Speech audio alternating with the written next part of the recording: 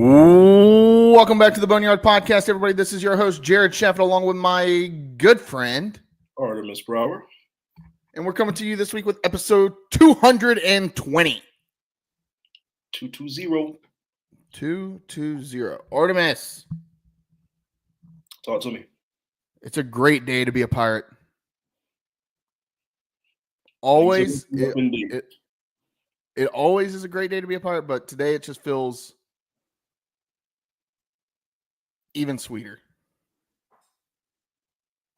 I don't know. Looking up indeed. It feels like it feels like things are shifting for ECU in a positive way. It does. I mean, maybe it's the jaded glasses of winning 4 straight. Yes, I know. 4 straight against 4 of the bottom 5 teams in the conference is but hey, you can only play who's on your schedule. You can only play who's on your schedule, and I like the way we have finished in this 4-game win streak. Maybe not the way we started, but I like the way we finished in all of these games and putting up numbers, man. I mean, the offense, I mean, Blake, you wouldn't know Blake Harrell was a defensive coordinator, right? Because the offense came alive once the defense coordinator took over the football team. Now, obviously, we got JDB. We know he's running the show on offense, but it's crazy. Caton Hauser doing his thing. The receivers doing their thing. Rajay Harris, my God. I was talking to Raj earlier, and I swear that run was one of the greatest runs you'll ever see. I've never seen anything that impressive. One of the greatest runs you'll ever see at any level. He was stopped 3 yards behind the line of scrimmage and broke it for like 36 yards for a touchdown. If you're a coach around the country, go ahead. I mean, you want to talk about gang tackling? Like you had probably 18 guys on the field at the same time, half of them moving one way, half moving the other, playing tug of war with Rajay Harris, and he just kept his feet moving. And all of a sudden, he emerges, and he's gone. It was a rugby scrum, and my boy got the better of it. He came out and took it to the house. That is the pure definition of grit, determination. Like when you're in film room, any coaches wants to get their running backs. Like you put that clip on of Rajay running that play. Like this is how you get it done. This is keeping the legs churning. This is grit. This is determination. This is what we want. Is dog mentality. Like that's what we want. The last 2 weeks of Rajay Harris, incredible, may have earned him some money come April. And nobody deserves that kind of a bounce back more than Rajay Harris. He's the guy on the roster that deserves that kind of a bounce back, this kind of production, because he went through the mud, obviously, with the injury. And now to kind of be back to his former self, maybe better. I mean, he looks excellent. Like, that dude looks like somebody that can play on Sundays. I mean, he just does. I don't know if he's going to be a starter. I could see it eventually, but like he looks like a guy that you could put on there, and he's going to get you some yards. I don't know. Very underrated back that he deserves all the credit that he's going to get. I mean, and you couldn't ask for a better leader and honestly a better human. Mm-hmm. He's one of the nicest guys I've ever met. So shout out to him. But Artie, we're going to talk about North Texas. We're going to talk about Blake Harrell, friend of the podcast. I mean, Blake's our guy. Blake's been our guy for a long time. Yeah. Like when others around ECU have tried to shut down the Boneyard podcast and tried to keep us away, Blake Harrell has opened up his arms and brought us in. So I could not be happier that he is the next head coach at East Carolina University. I could not be happier. Ball coach. So we'll get into that in a second. But Artie, before we do that, number 20, do you have one? I do have a number 20. This one is very near and dear to my heart. One of my favorite football players growing up. One of the guys I tried to model my game after when I was playing football. Just did it the right way. Running back, obviously played for the University of Michigan. Go Blue. And that's one Mike Hart. Old school. If you're not a fan of college football or not a fan of Michigan football, you probably don't know the name. Don't really care. But Michigan Hall of Famer, played there from 04 to 07, played in the Rose Bowl. I think he played in 2 Rose Bowls in Michigan, if I'm not mistaken. I know at least one. But he's the all-time leading rusher in Michigan school history. The school has had some pretty decent running backs, especially the last few years. I think he's got over 5,000 career rushing yards there. Current running backs coach at the University of Michigan, ultimate pro, really good dude, God-fearing dude, Christian-based guy. So that will be my number 20 for the week. I gotta show some love to my Michigan Wolverine, Mike Hart. It's a good one. That's a good one. Yeah, no, I'm not a Michigan football fan, so I'd never heard that one. I'm going to go, and if you're a hockey fan, this is probably chalk, but I don't know. None other than Hockey Hall of Famer, one-time Stanley Cup champion, former Calder Cup winner in the 86-87 season, was on the all-rookie team, 8-time All-Star, wore the number 20. I mean, he wore it with the Kings, Pittsburgh, the Rangers, back with the Kings, and then Detroit. Mine is none other than Luc Robitaille. 1,400 games played, over 1,400 games played, 668 goals, 726 assists. Yeah, I mean, plus minus a 71, which is phenomenal. Yeah, that's my guy. Like I said, he won a Stanley Cup with Detroit. He was on that 2001-2002 team that beat the Hurricanes in that Stanley Cup final. I forgot he was on that team. I mean, that team might be the best team to ever play the game of hockey. That 2002 Stanley Cup champion Detroit Red Wings. Yeah, Luc Robitaille. Where's he out of? Montreal? Yeah, born in Montreal, Quebec. Canada. Quebec. All right, Artie, let's get into it.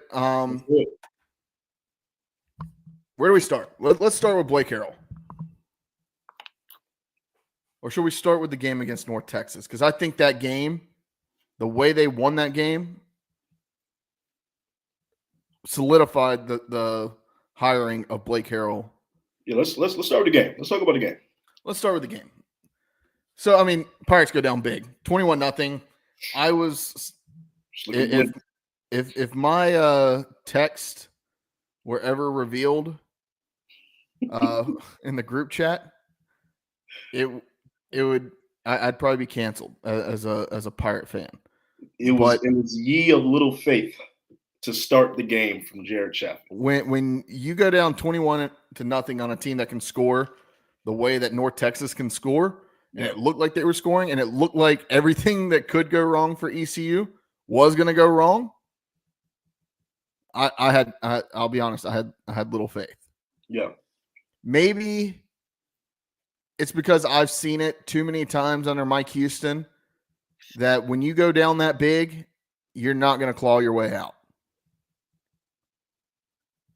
That was the last 2 games really were both games that somehow, and this is not a knock on Mike Houston, but somehow ECU would have lost those games. They would have never found a way to win. Right. The last two games, yes, you can say, oh, it's against North Texas. Yes, it's against Tulsa. But the way those two games ended, or the way those two games went, would have never happened under Mike Houston. Let's just make no bones about it. That we would not have won either of those games. We would be sitting and talking about a 5-7 football team right now, maybe 5-7 football team right now, had Mike Houston still been the head coach of East Carolina. No, I completely agree with that because I think it would have been more of a play not to lose mentality instead of a go out there and screw it. We're out here to win a football game. You play to win. Play to win the game. And that's been the mindset of Blake Harrell the last 4 weeks ever since he's taken over. That's been the mindset of this team. That's been the mindset of the coaching staff. They have shown great poise, though. I will say that. This is a team that I'm going to be honest with you. It looked very reminiscent of how the Charlotte game started. You kind of get steamrolled there, and it's like, okay, well, this is just not our day. I mean, there's going to be a lot to a little, and it's just not our day. But the poise that ECU showed, even after that really suspect interception that Caden Hauser threw, even after everything, the defense looking bad in the first half, to go down, to kind of settle down, calm down, breathe, get that touchdown before halftime. And then obviously in the third quarter, I think you scored 24 straight points. You kind of just set it off. You completely turned the tides of the game. And we played to win the game. Aggressive, but calculated aggression. And that's been the number one thing I've seen the last few weeks. It's been a calculated aggression. It's been an offense that really has been able to flourish and spread its wings finally. The defense still has some lapses. The defense still has some holes, which I'm shocked. But they do enough, and we're scoring more than the other team. And at the end of the day, that's all that matters. But the poise they ask how many, Artie. They ask how many. You're absolutely right. And the poise that we showed in this 4-game winning streak, I haven't seen this from an ECU team in a very long time. Yeah, no, I haven't gone into a game feeling like we can or should win this game in back-to-back weeks, like several times throughout a season in a while. Like I haven't felt that like confidence in my team to go out and win a ball game when they should be the winners, right? ECU was the better team on Saturday. They just were. They started slow. You had a bad break. You had a couple bad breaks. The fumble at the 10 yard line for Anthony Smith. That's going to happen occasionally, but he made up for it, right? He definitely did. The fact that you were able to go in on the road without your top two receivers in Winston Wright Jr.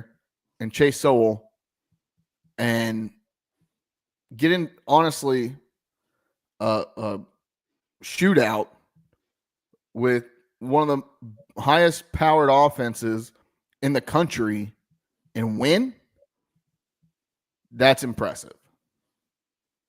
And we can talk about the defense. Yeah, the defense looked suspect at times, but it was still bend, don't break. And Artie, you talked about the game against Charlotte earlier in the year and how early on in this game it seemed very, very similar to that game.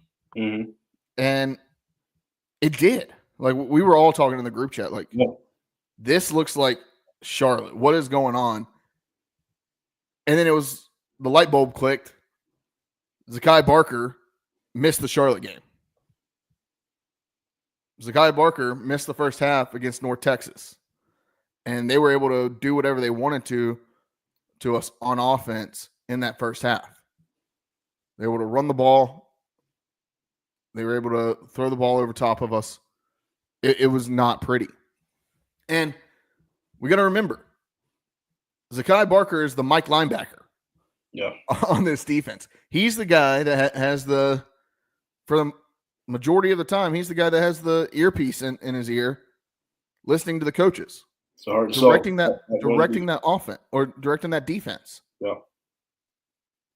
He's the quarter. It would be like missing your quarterback for the first half on defense. Once he came in, defense settles down.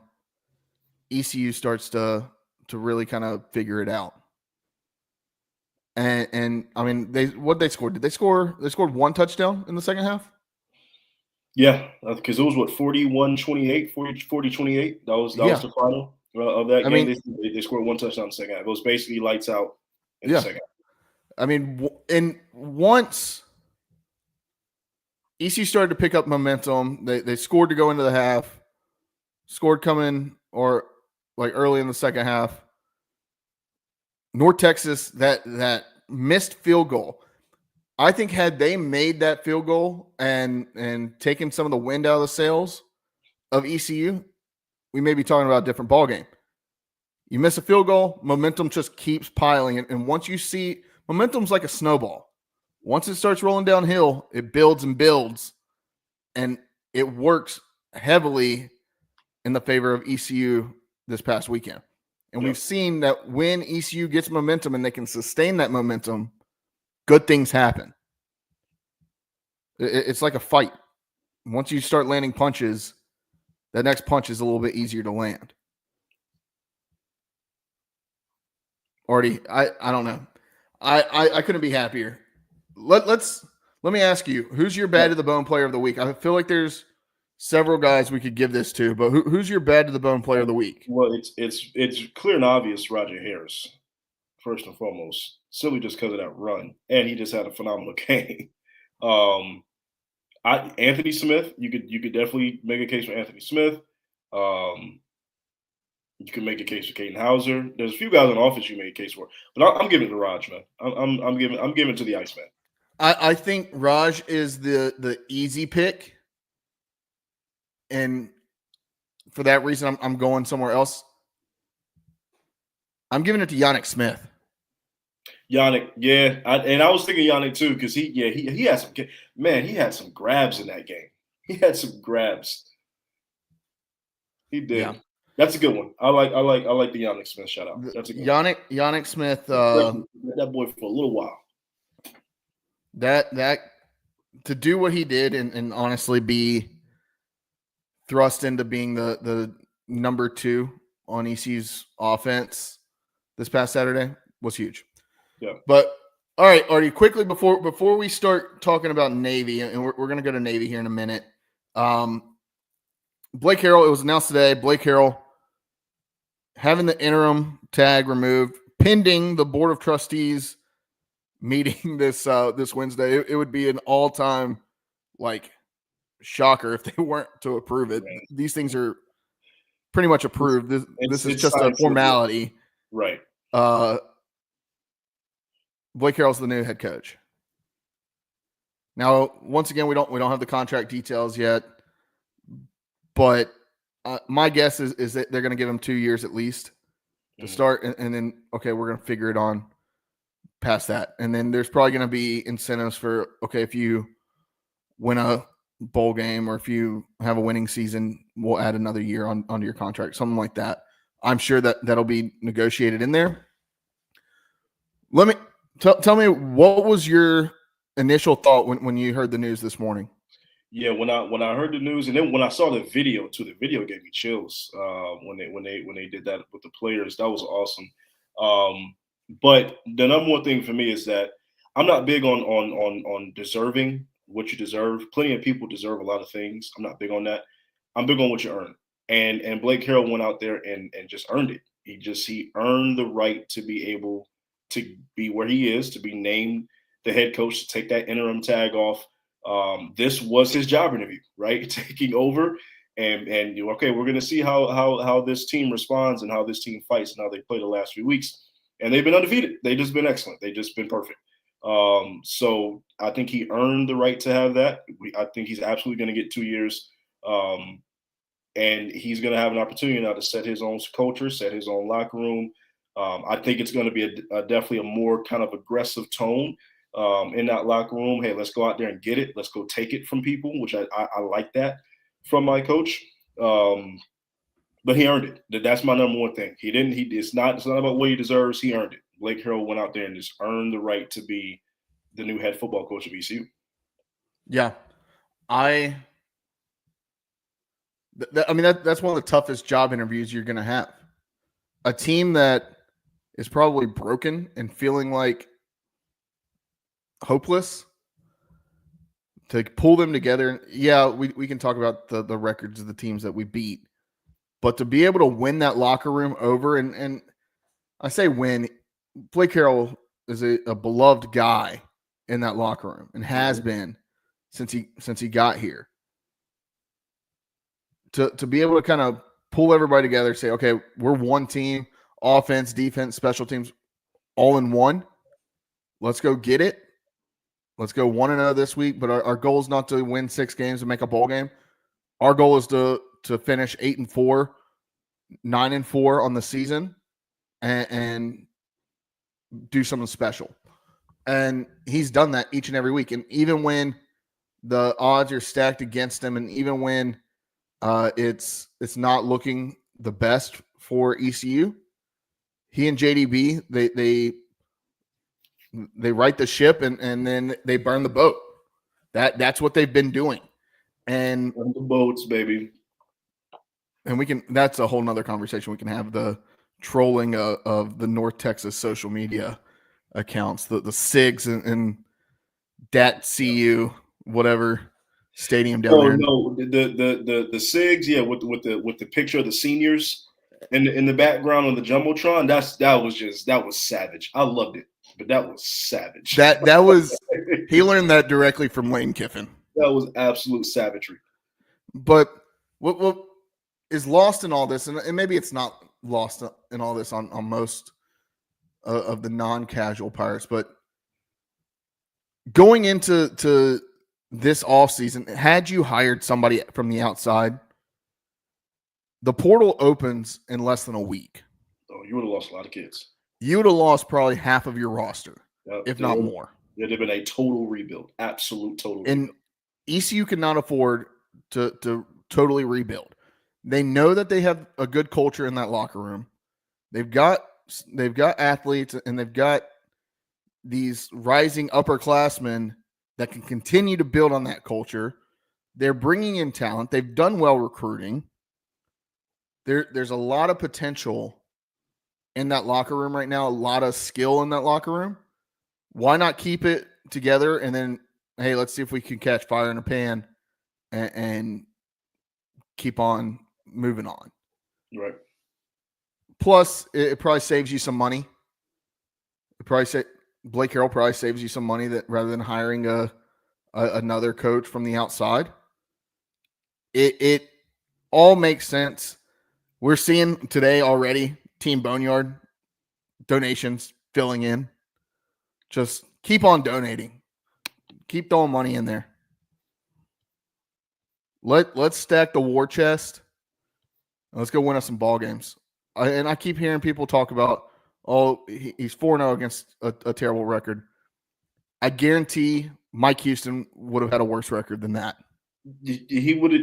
We would have, at best, we'd have gone 2-2 during that stretch in the last 4 weeks. At best, it'd have been 2-2, and not 4-0.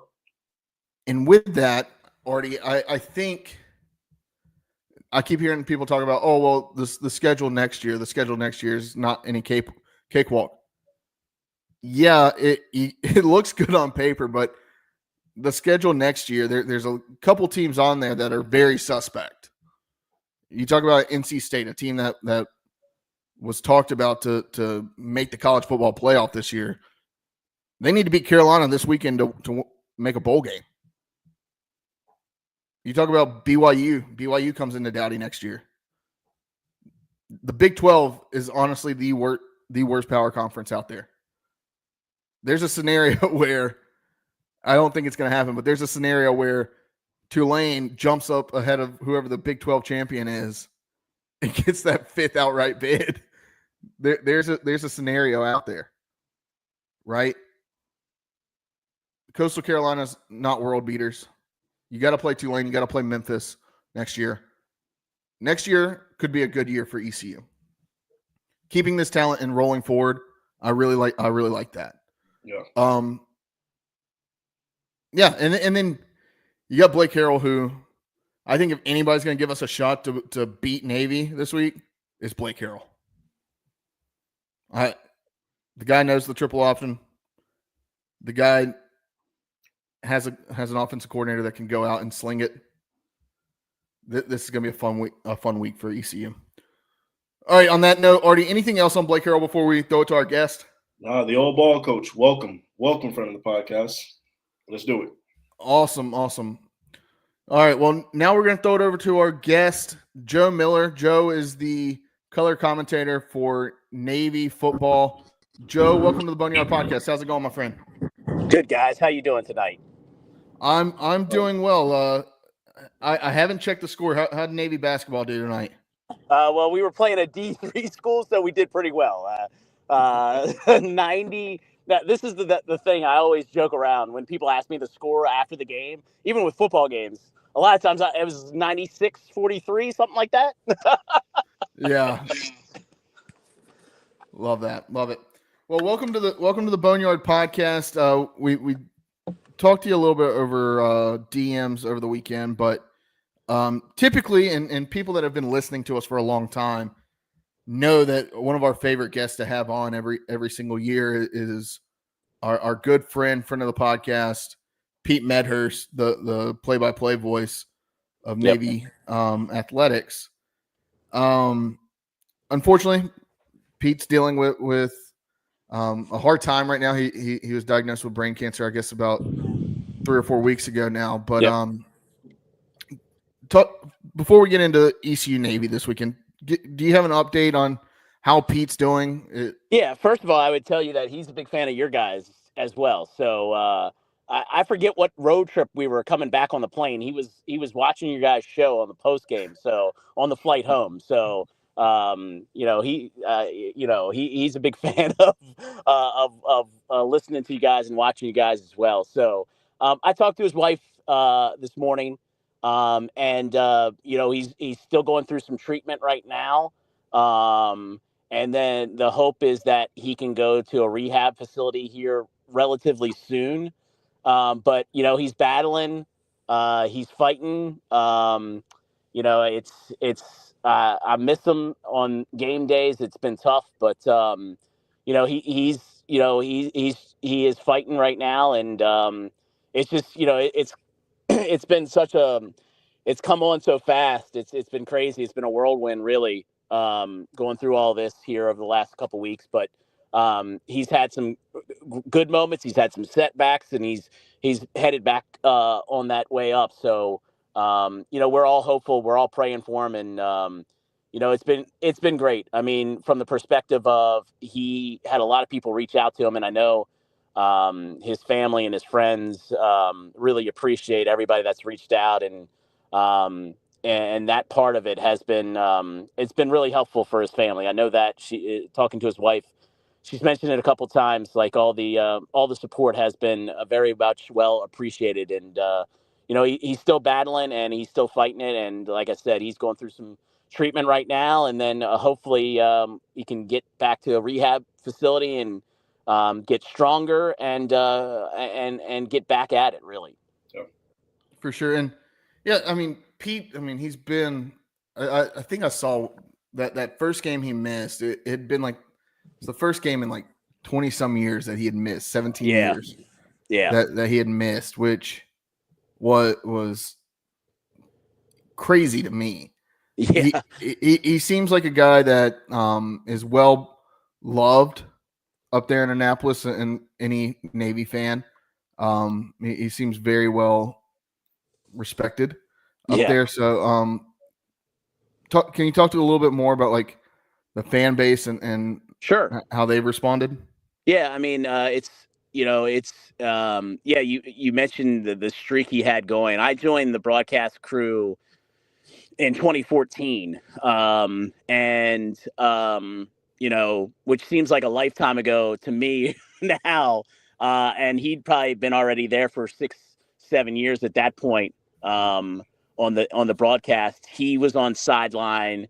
I started on sideline, and then when Bob Socci, who's now the voice of the New England Patriots, left Navy to be the voice of New England Patriots, Pete bumped into the play-by-play role. I came to the sideline, and then and moved to color, and now obviously filling in for Pete doing play-by-play while he's out here the last couple weeks. But yeah, I mean,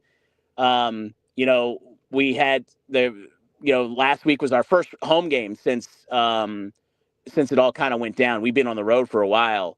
It was crazy seeing they had some T-shirts in support of Pete that people brought to the booth on Saturday.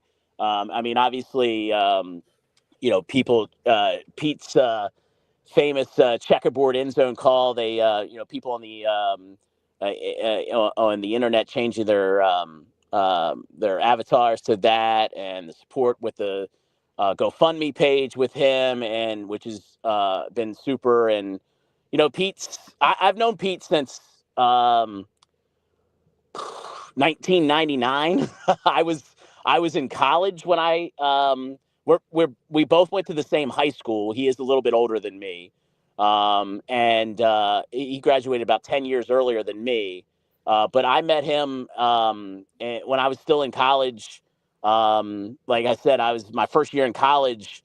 As you get into broadcast, you have no idea how you do this kind of thing. And I reached out to him about I think some sort of high school game we were doing, he was doing, and just to see if he needed some help.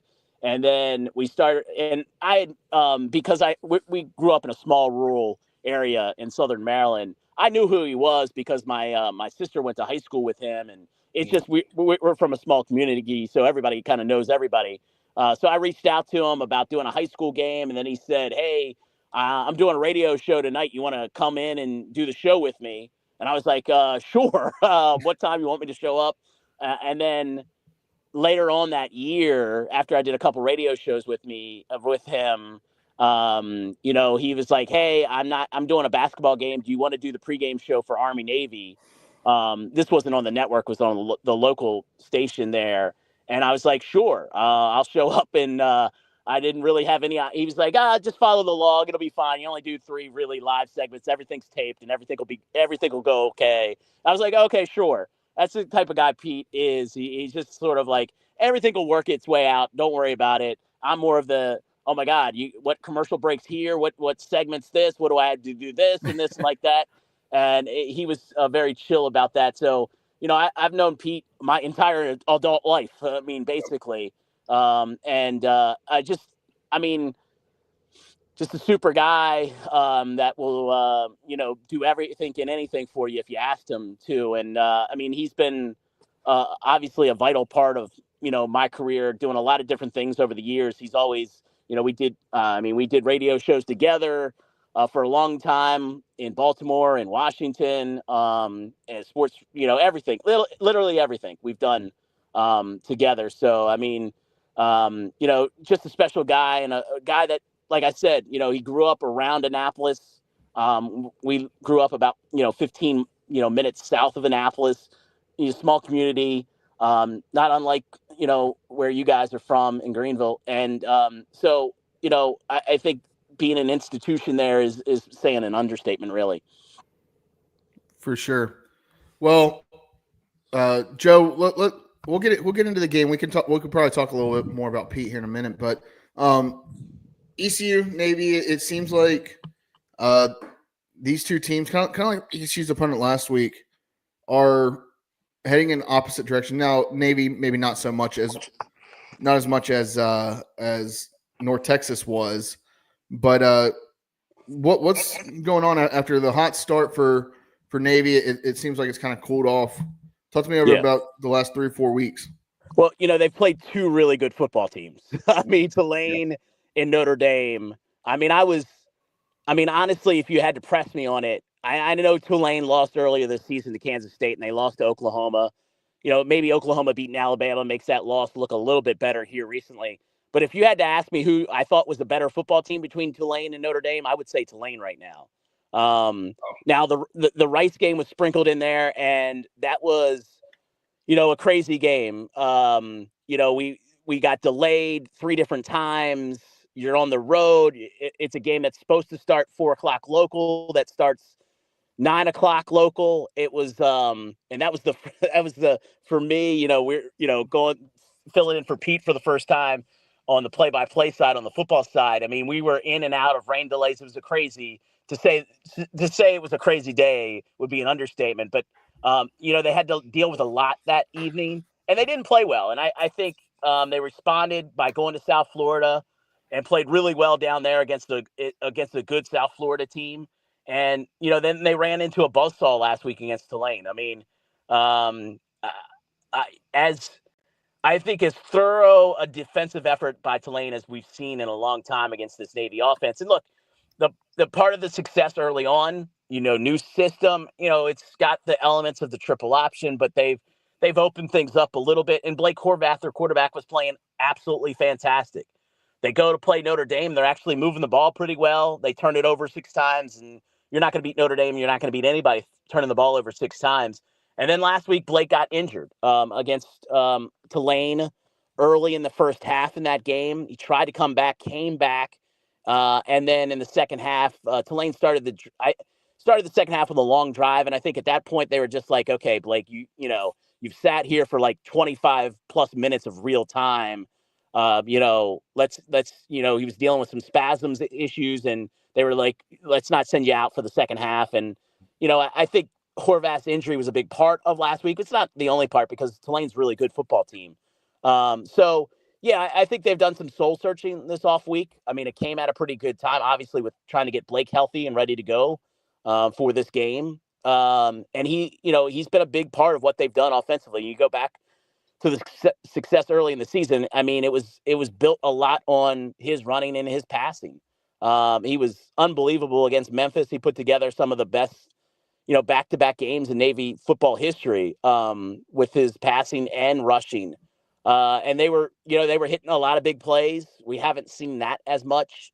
But I would say the one thing that sticks out to me is the struggle against Rice. I mean, that's a really good defense, but I think they thought that they could, do some things on the ground game. They just didn't, they didn't execute early in that game. They had a couple turnover issues in that game. And, it's been weird because they played so well against South Florida and then come back, struggle against Tulane. So it hasn't all been bad down the stretch here. But obviously when you compare it to the first couple games this season with the production, the numbers aren't matching up. Yeah, and I kind of do want to ask, kind of going off of that last point that you made. Do you believe Horvath is going to be able to give it a go, this Friday against ECU? And then outside of Blake, who else on that offense kind of gives them a spark and a chance to really kind of give ECU some troubles here on Friday afternoon? Yeah, I don't know about Blake. I mean, the questionable has been the what they've talked about this week. I wasn't out at practice today, so I don't know if he practiced today. And it obviously we're dealing with a little bit of a short week too. They did have the week off last week. We'll travel on Thursday. So they'll probably have a good idea by Thursday. I mean, on the guy that really, honestly, outside of Blake, that was having a really good season, and it is Eli Heidenreich. What they changed a little bit in the past from what they've done in the past. They usually, we talk about the slot backs more as running backs in the past with what they do offensively. Now they've kind of used Heidenreich as a slot guy, more of a receiver type, and he's just a really talented receiver.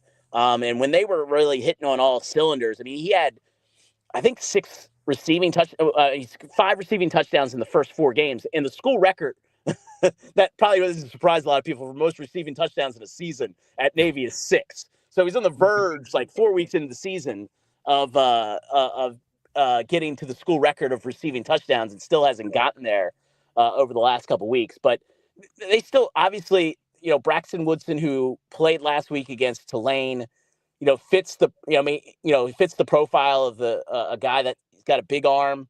He's fast, made a couple starts last year, won the game down in Charlotte, has some experience, but definitely it was tough kind of throwing him in there against Tulane last week against that defense. But, if he goes, they have a freshman that, has impressed him, impressed here recently at quarterback. Who knows what they're going to do. That was a big, in spring camp, coming in from spring last year into the fall this year, Braxton and Blake were considered like 1 and 1A. It was a battle to win the starting job. And then, Blake kind of took control in the fall camp. Then they had a battle to find who the third guy was. We haven't seen anybody play from that perspective. But I think, with Heidenreich, with Alex Teska, their fullback, those are two, quality offensive players. So it's not just, Blake, Horvath. I mean, if you watch Army play, they're a little bit more dependent on their quarterback running than maybe Navy is. And they're different type of players. I mean, Daly is a guy that is going to, run the ball 25 times almost every game. Blake's going to get it maybe 12 to 15 times. And Navy's going to rely on Alex Teska, Dabo Fofana, Eli Heidenreich, to do a little bit more in the run game. Yeah, and it seems like both Army and Navy, I mean, we know that there's been new systems in place pretty much at both of these institutions. Talk to me a little bit more about the change that it's still going to look like the triple option, but yeah. what's something different that Navy's doing now that they haven't done in recent years? Yeah, I mean, you're going to see a lot more. I mean, from the perspective of formation-wise, you're going to see a lot of the stuff you've seen in the past. They will do a lot more shotgun with Blake, or Braxton, whoever goes at quarterback on Friday. But they run a lot more stuff out of the shotgun, a lot more of the, the freeze option from the perspective of the shotgun, where you're using your slot guys and wide receivers in that, part of the, I'm watching a little bit of East Carolina today. You'll see some of that orbit motion where you kind of swing a guy to the outside. That really wasn't much of a part of what they did in the past.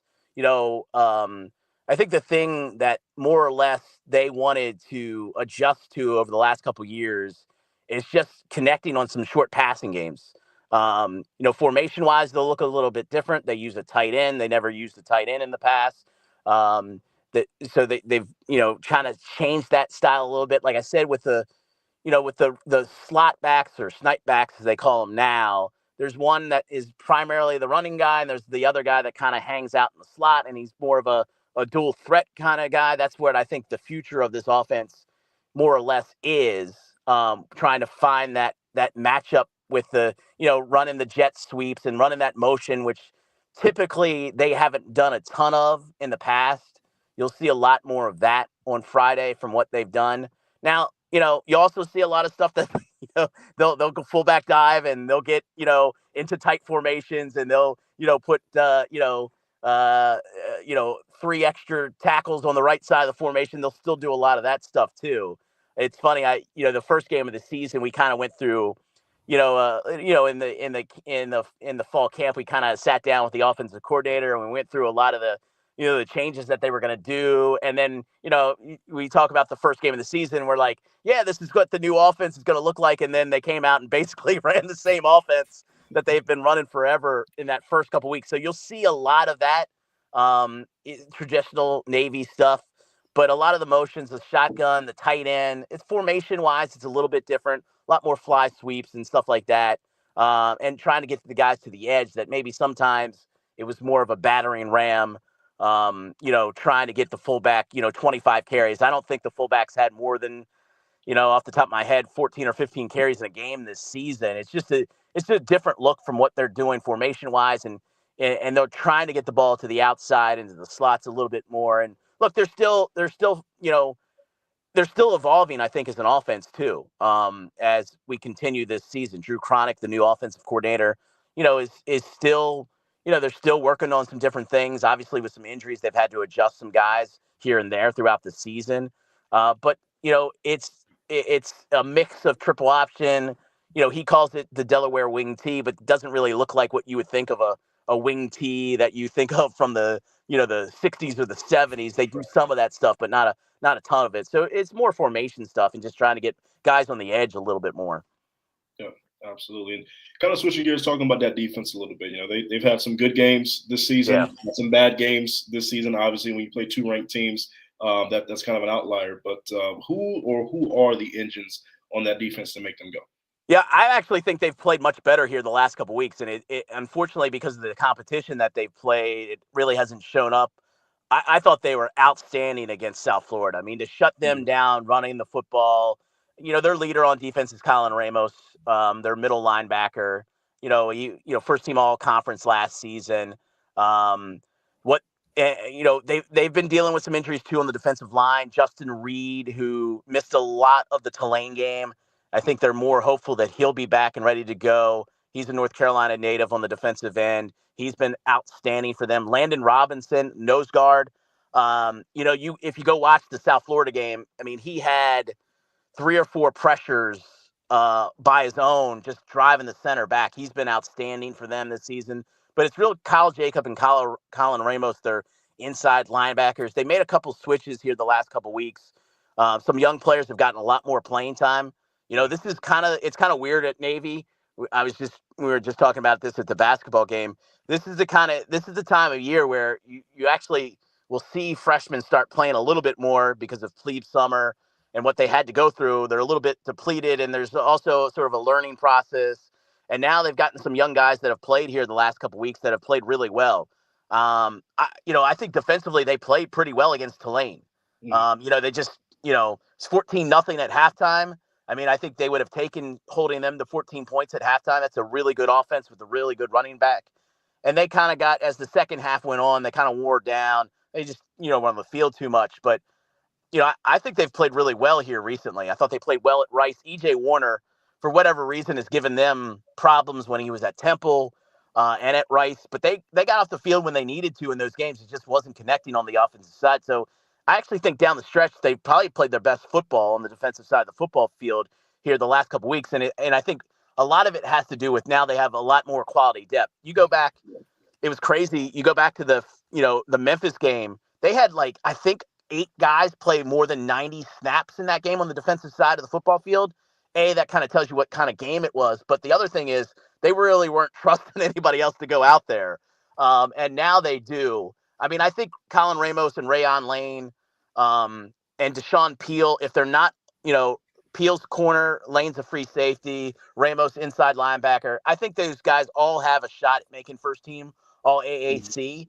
And they're kind of the heart and soul of this team. But I actually think they're probably playing their best football this season on the defensive side of the football field. And they've got as much depth as they've had in a long time on defense. So I think they're playing pretty well coming into this game. Now, to that point, I mean, ECU's offense looks completely different than it did early in the season. Yeah. It seems like, once again, these teams have kind of figured out the opposite side of the ball throughout the season. But they ECU wants to run the ball 50% of the time, and they want to throw the ball 50% of the time. They want to try to keep it as evenly split as possible. And they've been known to have some big plays. Does that concern you with the defense being able to possibly throw the ball? Yeah, I mean, obviously, like I said, I watched the Tulsa game today, and I watched a little bit of the last game for you guys against North Texas, and I think stopping Harris is the first thing you mentioned. I remember. I mean, it feels like forever back in 2020. Him and Mitchell kind of breaking onto the scene at the same time against Navy, which it feels like that was like 15 years ago at this point. Down there in East Carolina. And I think you stop him is the first and foremost. And honestly, that's kind of been their mode the last couple of weeks with South Florida. It was obviously, you guys know, with the pace that they play at, it's like, don't give up any big runs, make them kind of work the field to some extent. I think you come into this game and Harris is the type of back that's going to give you a little bit of trouble because he's going to get the ball a lot. And you're not going to shy away from the running attack. And that's what, that's what Tulane did, a couple weeks ago. They really weren't running the ball very effectively in the first half, but Navy's offense wasn't really doing anything. and they were able to wear down the defense. And I think that's your biggest concern, is giving up those big plays. I mean, it seems like it's happened a lot over the last a couple weeks for the Pirates, whether it's him or Montgomery. They've had some big runs, 20-plus explosive plays. And, I think they look at that and obviously that's going to be the job number one is to try to shut down the running game. But, it gives you pause, definitely. I mean, I think Hauser's played much better. I mean, the interceptions, I think still are the thing like, hey, can we get a couple takeaways? That's going to be the key. I mean, you look at Navy's success this season, it's basically based on the games. The turnover margin has been the difference in a lot of their games this season.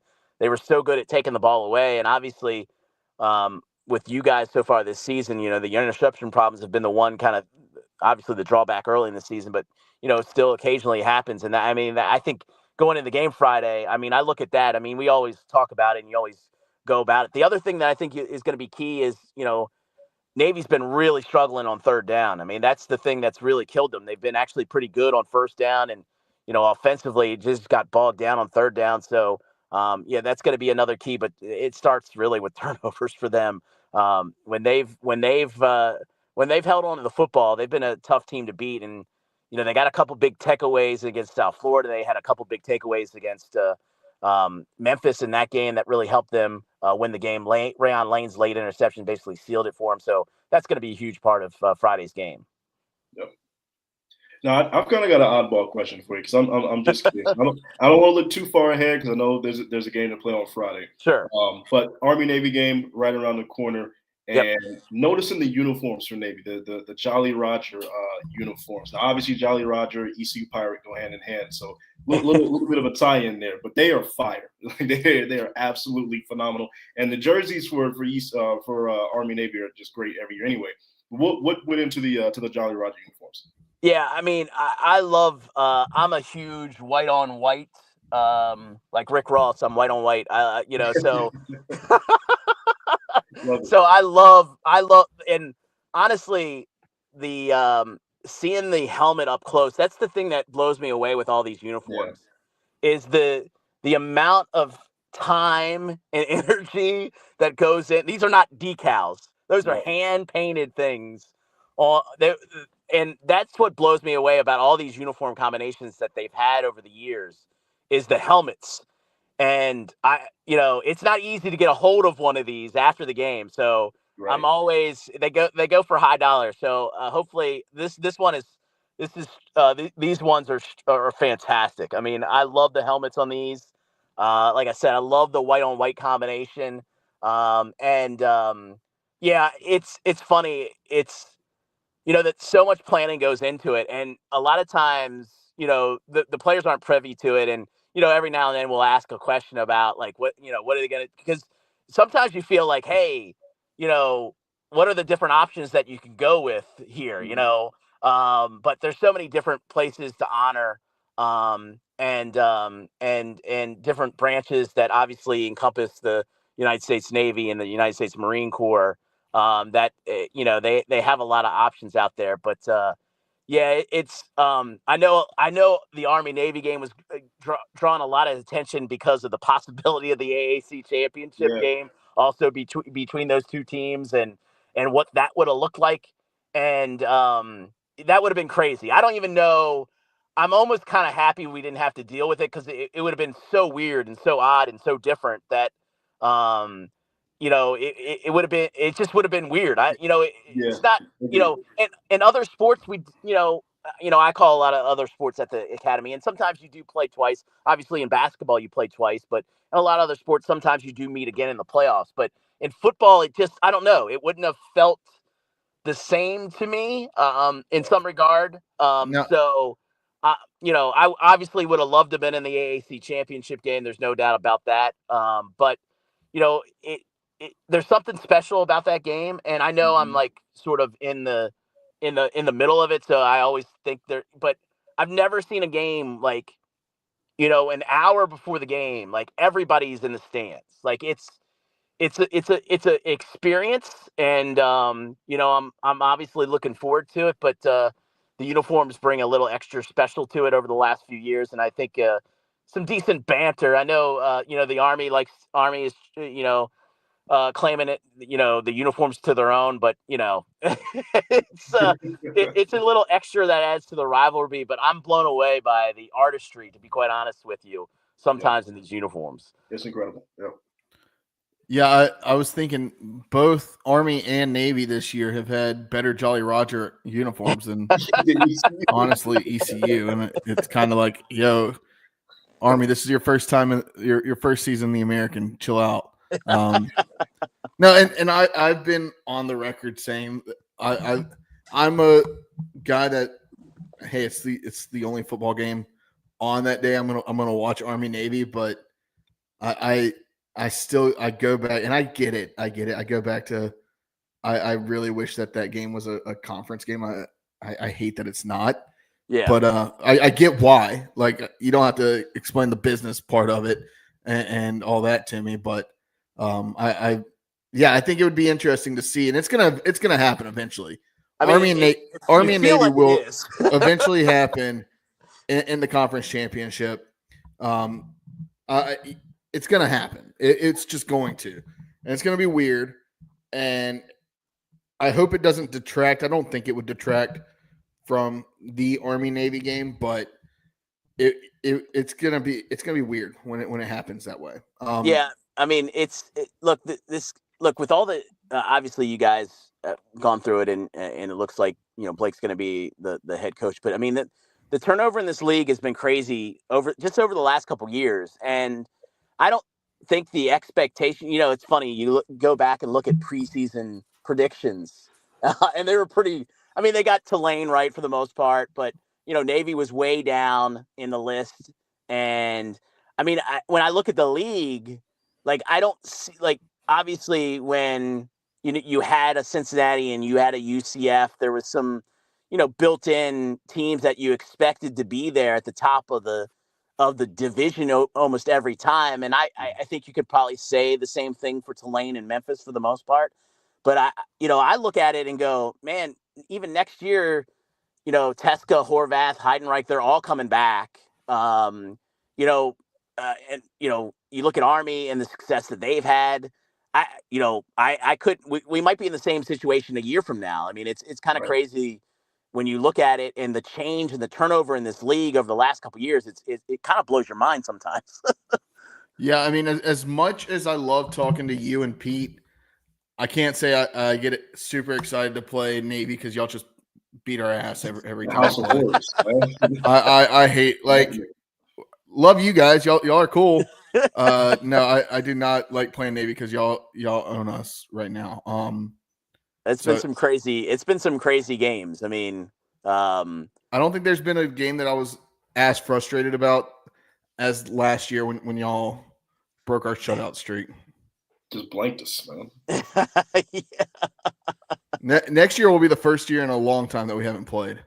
It is. It's weird. Like, we've played Memphis every year in the league, and I think we're the only two teams that have played the same team every year in the league. And so, but yeah, I mean, you look. Honestly, the most important thing about the conference is the schedule. Like, that's like, I know you guys were talking a little bit about the schedule before I came on here, but the schedule, when you look back on the season, is the most important thing right now, because you look at, and again, I'm not taking away anything from Army. I'm not taking anything away from the Black Hawks. We can talk about their strength of schedule. It's terrible. But you look at the schedule, there's a difference between the two teams. So yeah, I mean, but yeah, look, I as I talked about before, I know Pete, has loved talking to you guys in the past, and he, like I said, I swear to God, he was watching your guys' post-game show on the flight home from one of the games as well. So, and look, I love coming down. It's always a great environment, and I think it's going to be cool when you guys. When you guys have it rocking and rolling. I mean, I think it's one of the better environments, and we need more of that in the conference. So I'm all for it. There's some great places where, like let's turn some of these teams into big time programs and let's get this thing rocking and rolling and have some great road environments. That's what this league needs sometimes, you know. Should we rank the environments that you've experienced in the American? I think we should, because I think we could. Well, yeah. I mean, I think I've been everywhere. Some of the new teams, I haven't been to North Texas, so it didn't seem like there was much going on. I was listening, like I missed the first 5 minutes of the game, and I was listening to it, and I was like, "This sounds like a home game," and we just fumbled the ball. Like, no, there, Florida Atlantic, and then Rice are like, yeah, what's going on here? Yeah, we played Florida Atlantic when they were not in the conference, and it was Lane Kiffin's year at Florida Atlantic. We opened the season with them there, and it actually had an environment that day because I think it was Lane's first game. I'm pretty sure it was. So they actually had some people in the building for that one. I mean, I never like thought the crazy thing. Our first year we played Houston there, it was crazy because they stormed the field when they beat us, which was kind of like a weird, like, wow, somebody like that. I wasn't expecting that. And then we come back there when they were struggling a couple years later, and like I mean, it was a night game. There was nobody there. It was crazy weird, like how you went from like, hey, it's packed with 30,000 plus people in a nice stadium. That's a really nice stadium. And they're storming the field, and then you come back a couple years later, and it's like, you know, a couple thousand people there. Yeah. You know, same with SMU. I mean, you would go there sometimes when they were going well, and you know, I don't know what, you know, I see them, you know, play in the ACC. I mean, it's not an easy stadium to get a bunch of people to. It's, you know, kind of in the middle of a neighborhood. Mm-hmm. So, you know, sometimes that's hit or miss. I mean, obviously Cincinnati was pretty, you know, UCF was always there. South Florida had a decent crowd, and I think that can be, when we were there just a couple weeks ago, they made the announcement that they're building an on-campus facility, and I think that'll help them. You know, if they had like a 25,000 seat or whatever it's going to be, like on campus, that they had a decent amount of students there. Like, I think that's the tough thing is you don't see a lot of students at these games. And I know that's a bigger question and a problem that a lot of places are facing right now. But I think that's the thing that blows me away in some of these places, that you just don't see a lot of students there. And that's a big part of the environment. But South Florida actually had a decent amount. It was just swallowed up in a 65,000 seat stadium. It was tough to kind of, you know, get that you know, environment rocking and rolling there and I mean, Temple, God bless them. I was just about to talk about them. Absolutely non-existent. I mean, it's just the parents of players. That's I mean, it's you know, we've played there in night games. We played there in afternoon games. You know, Thursday night games. You know, I actually, you know, we played them in the AAC championship game. It doesn't, you know, when Matt Rule was there. Like, I think they can be successful. Like, you know, they can have a program. It's just tough at Lincoln Financial Field, again, in an NFL stadium, you know, to you know, it's obviously not close to the campus, you know, to get a bunch of people there. It's tough. And I you know, I don't know how they solve that problem, but they don't. That's their problem. I don't think that they can solve it. And we've seen it time and time again that unless your name's Pittsburgh, playing in a NFL stadium doesn't necessarily work. Yeah. Right? I don't think it works. We see it with South Florida. It doesn't look good. It's not good from an optics level. Yeah. I think it'll do well for South Florida to have that on-campus stadium, and I'm glad they're getting it. I used to think, I mean, Cincinnati played in the Bengals stadium there for a while. There was one time where we played in 3 NFL stadiums in like a stretch of 5 weeks. It was insane. Yeah. Back when Cincinnati was playing there, and it just felt like we could never win in those stadiums because it was even. This is back in the rough days. Like it felt like we couldn't win in those stadiums just because there was no atmosphere. Yeah. I mean, it's tough. I mean, the Rice game I mentioned, we had a bunch of delays. I mean, that stadium was built in the 50s, and they put some facilities around it, but I don't know how much the stadium has changed since then. And getting on the road, trying to fire your team up, and there's not that many people there. I mean, look, it's not the reason they lost the game. I'm not saying that, but I mean, it's not easy. It's you gotta.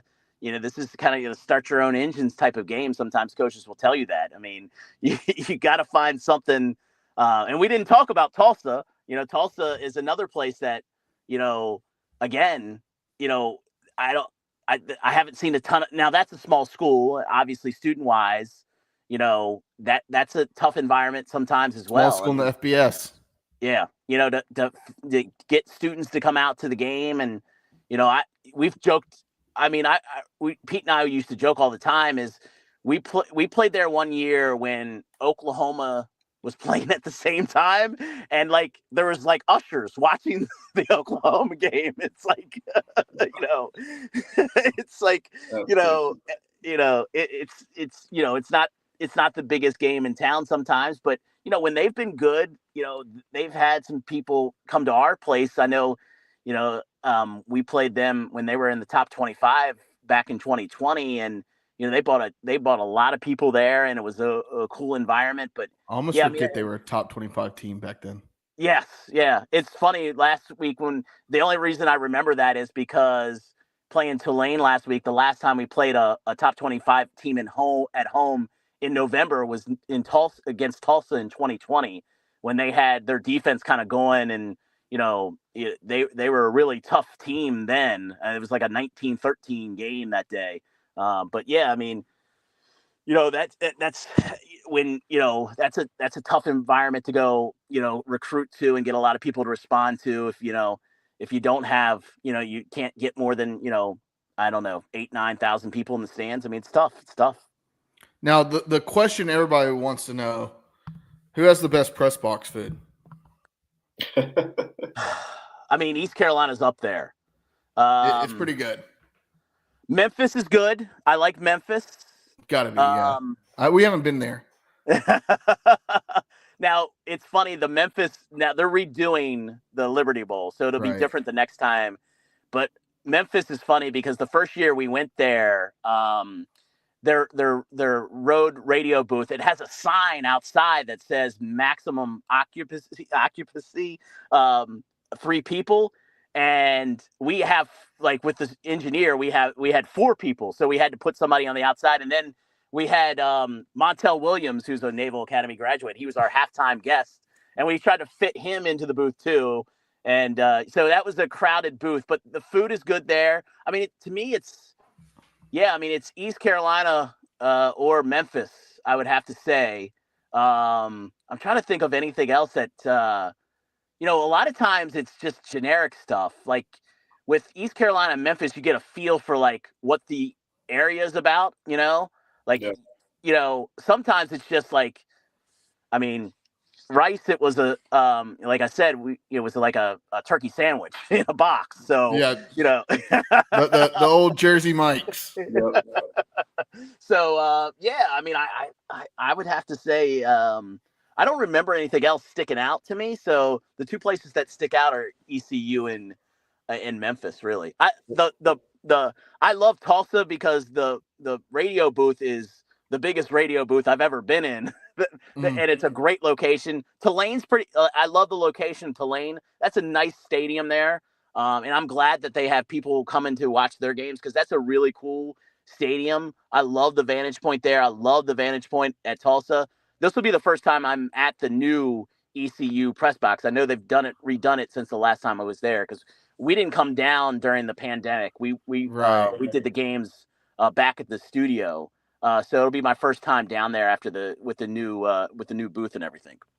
Yeah, that's interesting. Yeah, it's a really nice press box. And in the radio broadcast booth seems pretty big. Yeah. Like when I walk by it, it always seems pretty big. Yeah, Um, there's some great Tulsa is fantastic. I hope they never change it. When It- we have y'all been to Charlotte? we played last year in Charlotte. That wasn't bad. That wasn't bad. I feel like they are, and I haven't been to Tulane, but I feel like their press box would be similar to Tulane's, like Yeah, the vantage point. at yeah. least. You're right there. I mean, Yeah, it feels you pretty can't low. beat that. Yeah, for sure. And have you been to Sup Dogs? I know Pete knows Brett and Yes. is a Sup Dogs fan, but Yes. The last Okay. time we were there, we went there, Nice, and nice. I think I had some. I'm a big tater tot guy, so I had some tater tots with something smothered on them. Yeah, we went there the last time we were down there. that was going to be the question was what was your Sup Dogs order? But anytime somebody tells me tater tot smothered with anything, you got me. Probably a good time. Probably a good time. Wash it down with a Sup Crush and Yeah, you on can't about your beat day. tater tots, right? love me some tots. Well, I guess we may see you Friday. Maybe Yeah. we'll meet up in the Yeah, come by, stop by, say hello. for sure. If you need a halftime guest, Artie's around.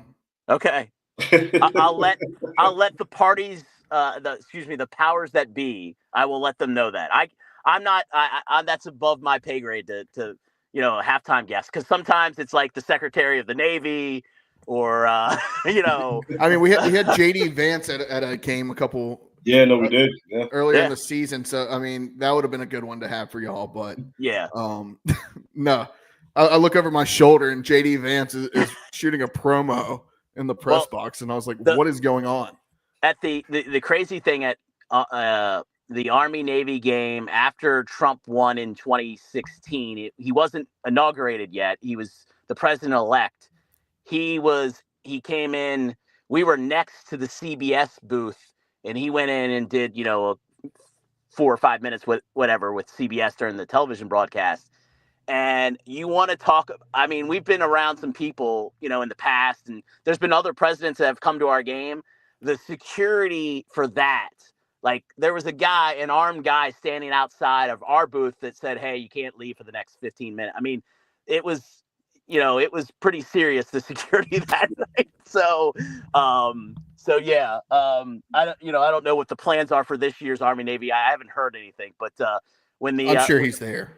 When the president comes to the game, I think I usually get there about an hour early. So if usually there, I'm about there 3 hours early. So if the president's there, you want to get there another extra hour, about 4 hours early to get through everything. For sure. Well, Joe, we appreciate you coming on and spending so much time talking to us. We'll see you Friday. We wish you the best of luck in Army Navy in a couple weeks, but no luck this weekend. We need all we can. I completely understand. I appreciate it, and I will pass along your sentiments to Pete's family. And you guys have a happy Thanksgiving and enjoy the game on Friday. You as well. Well, maybe we'll have some lunch up in the press box on Friday. Fantastic. Cool. Joe. Thanks, Joe. Thanks, guys. Appreciate it.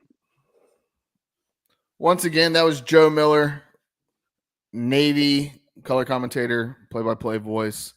Artie, how are we feeling? Let's get to 8 wins, man. Let's get to 8 wins. Had you told me 5 weeks ago that ECU would be 7-4, playing 7-3 Navy with a chance to get to 8 wins in a really legitimate bowl game, I'd have said you're smoking crack. Legitimately, I said, what is wrong with you? Artie, there's a very good chance that the winner of this game will end up being the 3 seed in the conference. Yeah. Because in the conference. Yeah. Whoever wins this game, as long as Tulane wins, beats Memphis on Thursday night, whoever wins this game will be playing for the number 3 spot in because we have a chance to play for 6-2 in the American if we beat Navy. Yeah. That's an incredible conference record. That's what could have been. What could have been. I mean, the fact that our 2 losses are to Charlotte and Army. Army's one. Army. I understand Army. But the fact that you lost to Charlotte, the way Charlotte has looked, and then you talk about, I mean, Artie, you should have beat Liberty. You should have beat App State. Yeah. No. Yes. You take this team now and you put this team that's on the field now against App State or against Liberty. I think you win, and I honestly don't think it's even that close. App State is pure poo-poo platter right now. And I mean, they did beat JMU this past weekend. Liberty lost to an 0-6 with Kennesaw State at home. So, I mean, yeah. Yeah. Josh, can you look this up? When was the last time we finished 6-2 in conference? Do you have that offhand? Because we didn't even do that when we won the Birmingham Bowl a few years ago. We didn't finish that well in the conference. I don't think so. I don't think we went that. That would have been pretty damn good. I'm looking. Let's see. Conference. The 2022 season. No, we went 4-4. Yeah. 21 we were 5-3. The last time we were 6-2 in conference was the 2013 year. That was the year we won 10 games under Ruff and beat Ohio in the Beef of Brady's Bowl. Yep. I mean, you finished 10-3 that year. Now, 2012, you were 7-1 and in 2012, but finished 8-5 on the season. That year, I'm trying to think who we would have played non-conference. I know we played Carolina that year, non-conference, but yeah, I mean, you really go back there. It'll be the first time in over 10 years that you finished with a 6-2 record. Yeah. Yeah. That's impressive. Now, look, if we can pull this off against Navy, though, because this really has been a house of horrors, right? Like, Navy has absolutely they blanked us last year. So, I mean, we got to get some get back. But, I mean, if we can pull this off at home Friday afternoon, and I do hope and pray that there are people that show up. I know it's a noon game the day after Thanksgiving. It's an awful, awful, awful slate. It's just terrible to have a football game. But I have a feeling there's going to be quite a few Pirates there. It may not. Look, we did this a couple weeks ago. Josh, you can come in if you want to give your talk or your take on this. What do we want to set the over under for this week's announced attendance at? 38,000. You think 38? I think that's a little high. 38,602. 38,602. It's a good number. It's a good number. Artemis?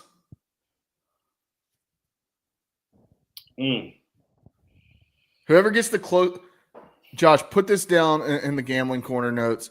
Whoever gets the closest should get a full point or whatnot in gambling corner.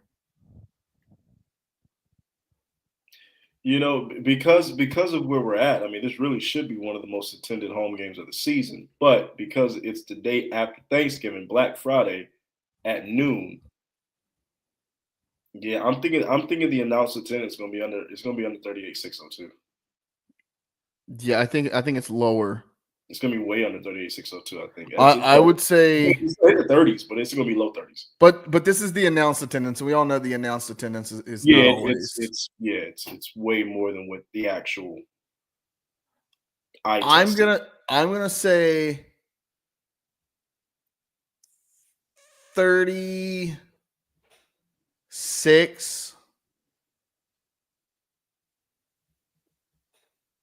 690. Oh, we give actual numbers because we got to give an actual number. Okay, I will say 34,580.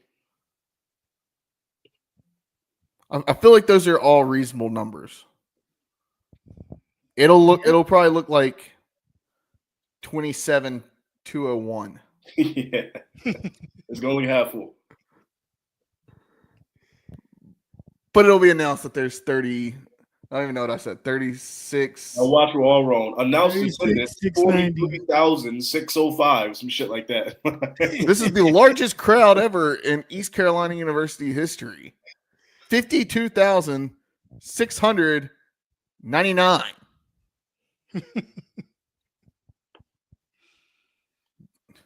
Yeah, right. I love it. Yeah, keep Josh, take that down because It's in the notes. Don't worry. It's in the notes. we'll have to remind me to reference it next week because it'll be interesting. I feel like last time I was pretty close. I think I said like 37.5, and I think it ended up being like 37.3. I was pretty close. That was probably the UTSA game. Probably. All right. What's on the docket? What we got? Walk the plank. You got to walk the plank. Ooh, walk the plank. I feel like I did have a walk the plank. And I forgot what my walk the plank was. I feel like I upset with somebody. I can't remember. I'm not really terribly upset with anybody, but what I'll say is the people who are talking about, crying poor as me, the SEC, a 3-loss SEC team is not going to be able to make the college football playoff with a 12-team field. I knew you would bring this up. Like, suck it up. You are experiencing exactly what every other conference has had to experience for the last decade, longer. There's always an SEC bias, and there's still going to be one. You're still going to have. There's probably going to be a 3-loss SEC team that's either right there on the cusp or going to get in. I mean, the team that wins or loses the SEC conference championship game is going to be in. Probably going to get in. Yeah, and that will probably be a 3-loss SEC team. Now, the one team I will say that, and which is crazy because they have been the standard. The one team you can't put in is Alabama. You cannot. No. They Alabama shouldn't. I don't think Alabama should have been in last year. Awful losses. That's the 1-3 loss. It doesn't matter what they do. They can't get in. There's no way. I mean, Alabama losing to Oklahoma, like getting blown out by Oklahoma. I don't want to hear anybody talk about, Tulane's loss to Oklahoma is a bad loss. Like, three lost South Carolina, even though they lost to Alabama. It's still, to me, at this point in the season, a much better football team than 3 lost Alabama at this point in the season. And all week last week, but all week last week, we heard SEC fans talking about, Indiana doesn't play anybody. Indiana doesn't play anybody. But then you have teams like, a Texas who, what's their best win? Did they beat Georgia? They beat Alabama, right? No, they lost to Georgia. Their best win is Vanderbilt. Maybe Michigan. Michigan. I mean, you can't hang your hat on that. Yeah, exactly. Like you haven't beaten anybody either. Like, yeah, you can't hang your hat on the Michigan win. Like, I don't know. Tennessee lost to Arkansas. Like, no, this is very reminiscent, and I don't. The young heads may not remember this, but 2007 college football was absolutely madness, and this is very reminiscent of 2007 because these conferences are just eating each other alive, and the only constant you have is Oregon. I'd maybe throw Ohio State in there because they look Boise State. But I mean, Oregon's the only constant that can legitimately say we've played ranked teams and whoop their ass. Like that's but it goes all the way back to this, Artie, that these rankings are always inflated.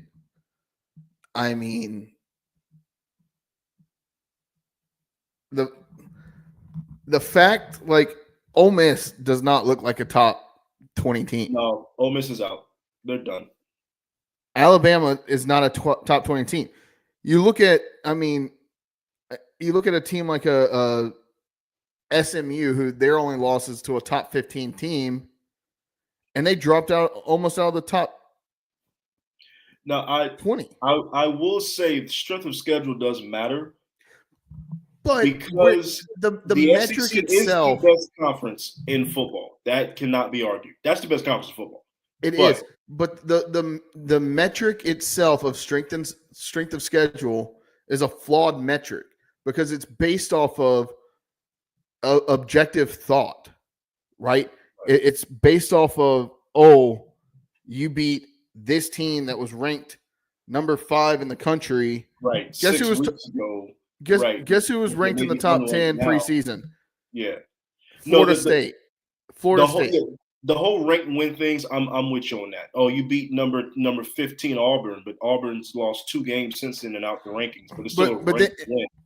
Yeah. And then you don't really give credit. So if Tulane were to beat Oklahoma before let's say Oklahoma wasn't ranked and Tulane beat them, that doesn't count as a ranked win. But then Oklahoma wins out. You say, okay, yeah, that's a good win on their record, but you don't really say, okay, that was a ranked win. They weren't ranked at that time. It's just kind of weird how people classify it. And I don't know.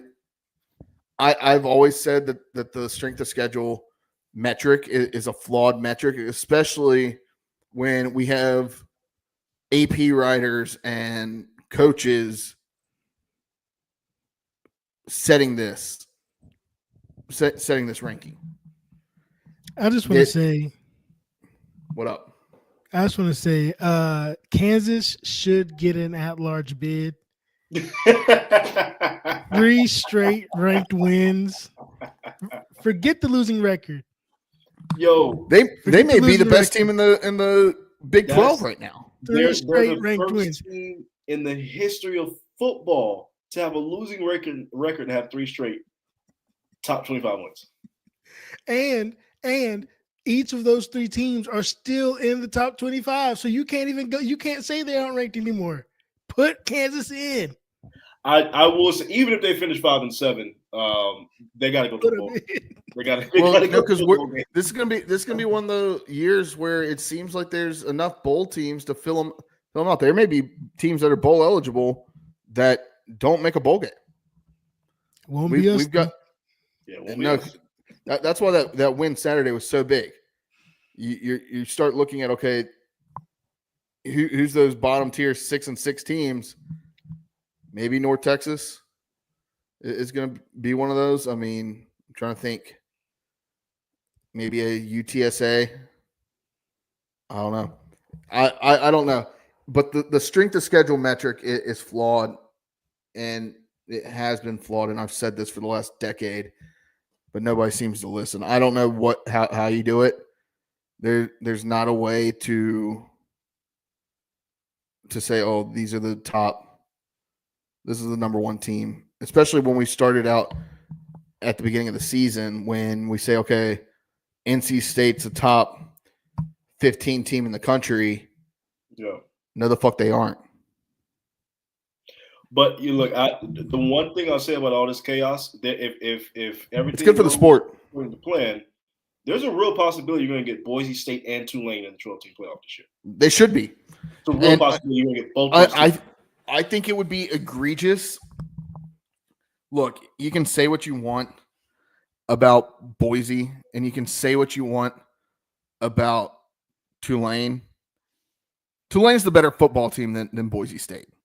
Tulane would go into Boise and win that football game, in my opinion, by 2 touchdowns. They are a better football team. It's just Boise has a Heisman candidate running back in their locker room. And they've got 1 loss compared to Tulane's. And that 1 loss is to the best team in the country.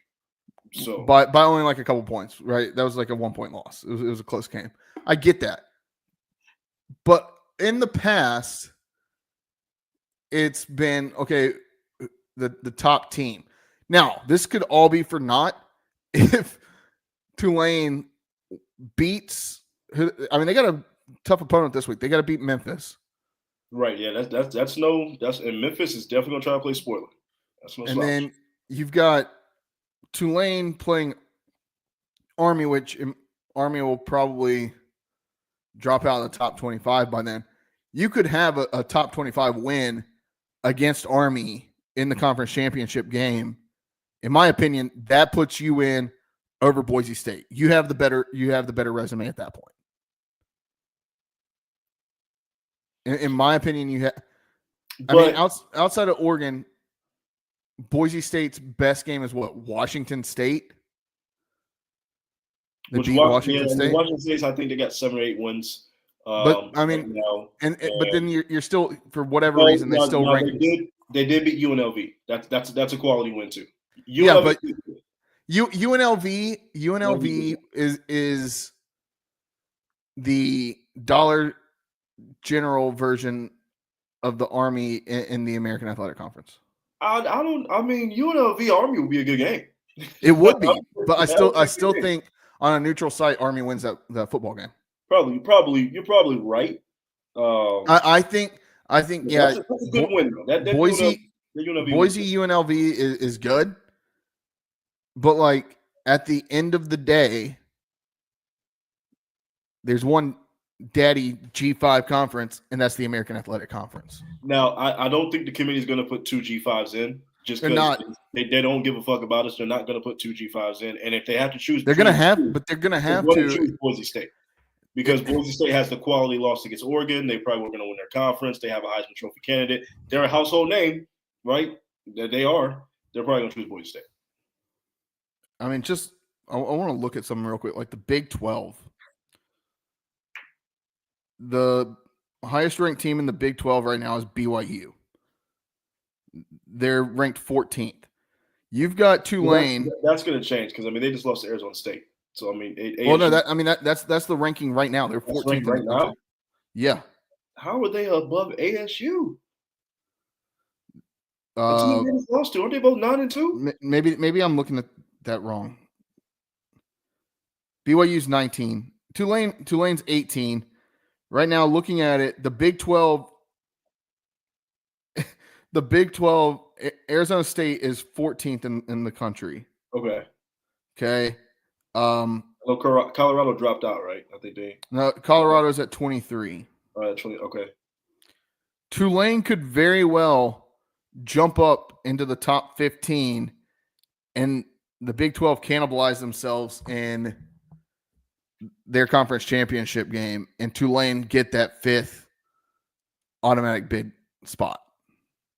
It's just the top 5 ranked conference champions. Yeah. Heads would explode, and I would love every second of it. People talked about the expanded college football playoff. It's going to ruin college football. It's bringing parity back to college football. It's phenomenal. It's great. This has been the best year to watch college football. Nobody knows what the hell is going to happen. Right. Everybody is eating each other alive. And as a fan, as a consumer, this is all we want anyway. Yeah. I don't know. I like the direction we're heading, Artie. I like the direction we're heading. Did you ever walk the point? Did please tell me it was just a rumor. I didn't see any actual video.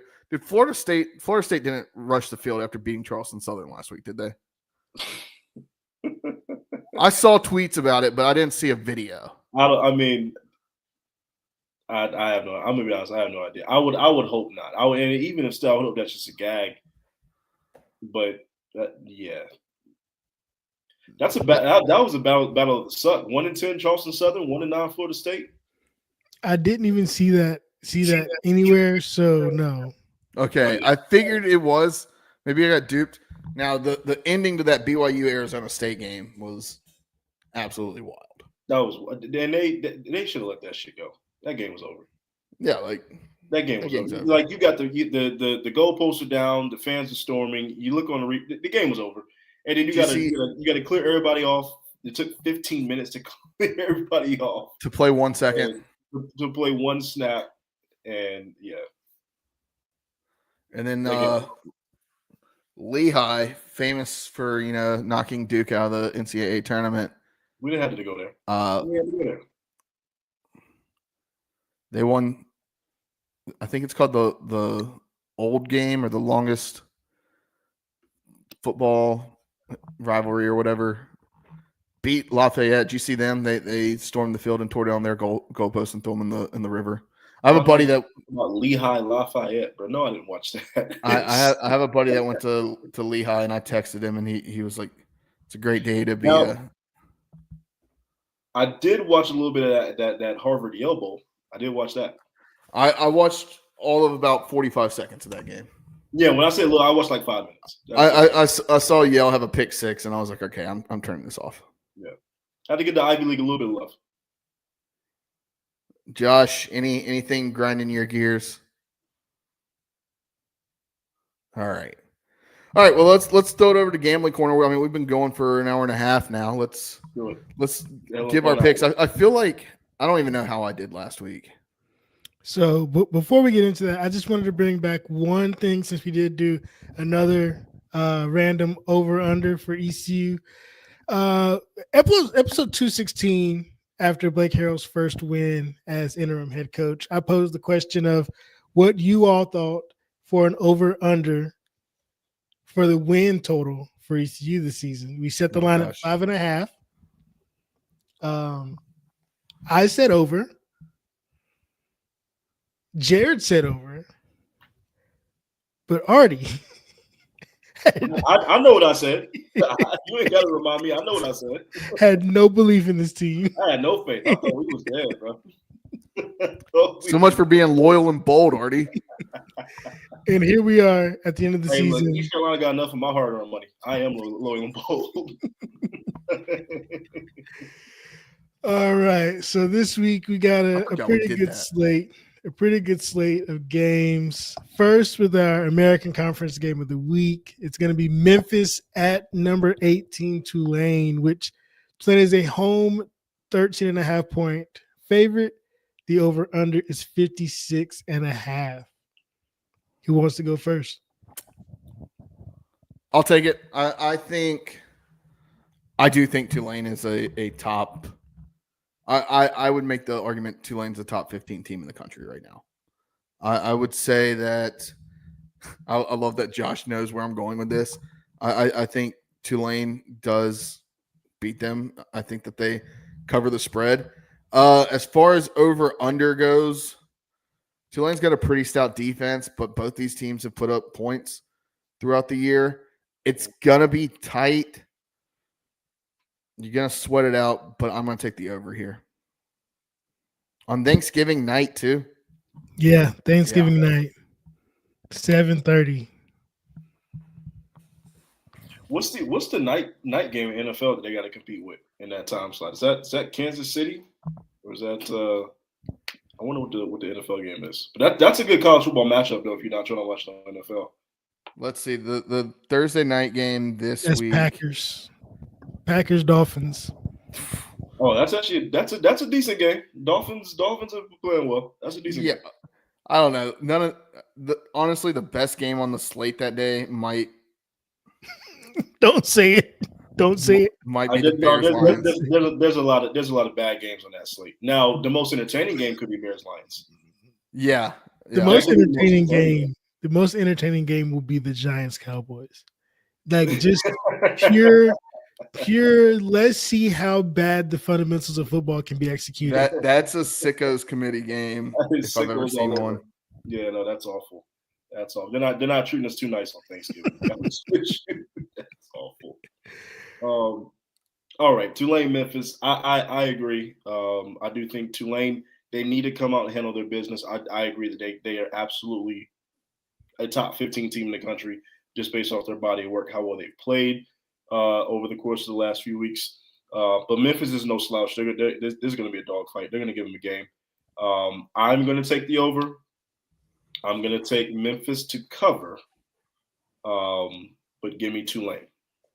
Yeah, me and Artie are in agreement here. I think Tulane just too strong for Memphis, but Memphis does put up a good fight, keeps it close most of the game, maybe even has a little comeback at the end, but they cover the spread, but it does hit the over.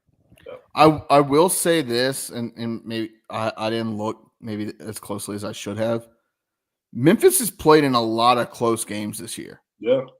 I mean, outside of their win over Troy early in the season, and I mean their loss to Navy. I mean I wouldn't call it blew out South Florida, but all their games have been one-score football games. And I mean, this one's still one score. Their loss to UTSA is still a one-score football game. Now they blew the hell out of UAB, but everything's been close. Is it too late to change? Can I say I think Memphis may cover? You want to make it a lock of the week? Yeah, let's lock it up because I didn't even notice how close their games had been. They'd played everybody close. Now, it would not surprise me if Tulane comes out and splits them, covers the spread. And it may even be something where they cover it like a backdoor cover, like later in the game. A garbage time touchdown. Tulane had a 70 burger this season. They had a 70 piece. Yeah.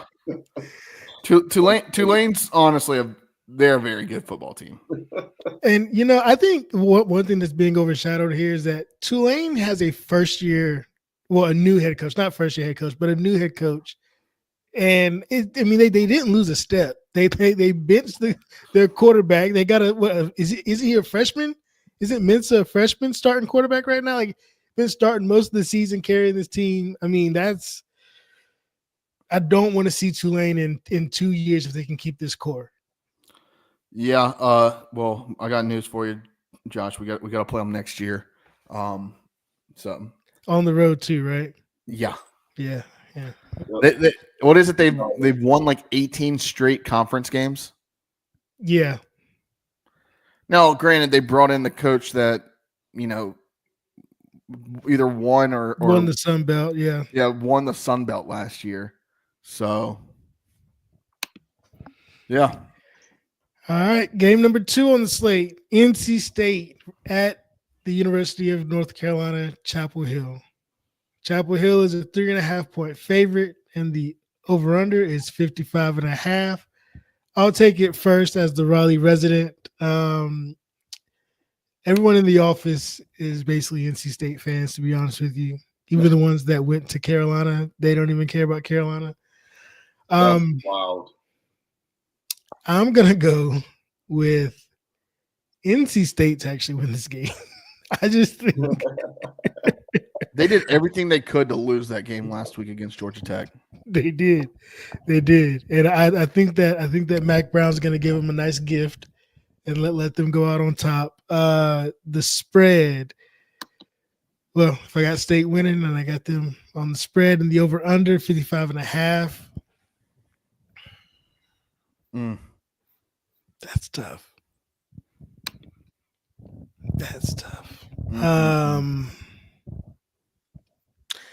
I'm gonna go over. Defensive touchdowns do happen. Now, that quarterback for State, he's gonna be a problem. Oh, CJ Bailey. Yeah. When he gets it all together, it's gonna be that guy's gonna be a problem. And I hate to admit it. That kid's good. He gives me real kind of crazy to say. He kind of gives me Lamar Jackson vibes. With the way he can run the ball. Now, I'm not saying he's Lamar Jackson, of course. Right, yeah. But the way he can run the ball, I got you. I don't know. Not far off, honestly. Yeah. He's really damn good. And he put the team on his back to bring them. I mean, they were down big against Georgia Tech, and he brought them back to be leading late, and then Georgia Tech scored, I think, with less than a minute to go to seal the deal. Mm-hmm. So couldn't say that I was upset with that game. All right, so you said State to cover, State to win, and you're taking the over? Yep. All right. I'm gonna take just because I want it to happen. I'm going to take Carolina to win. I think it would be glorious to listen to those State fans try to talk all summer about, oh, we got to play ECU. We got to play ECU. We're going to be a top 25 team this year. This year, like Dave Doran's got it figured out, and they didn't even make a bowl game this year. I'm going to laugh. I'm going to be so happy. Everybody talks about the holidays making them filled with joy. No, State missing a bowl game after being a college football playoff lock. As far as all their fans were saying early in the year, would fill me with more joy than the milk and cookies the kids leave for Santa. It would give me that would be the best Christmas present a guy could get, is State missing a bowl game after being, a lock for the college football playoff earlier this year. Love that. Oh, and then, Concepcion, however you pronounce his name, his brother decommitting, so somebody's about to enter the portal. The writing's on the wall. And guess what? Every single State fan that I know wants Dave Doran fired, and State doesn't have the balls to do it, nor do they have the time to do it. It is going to be perfect. This is setting up.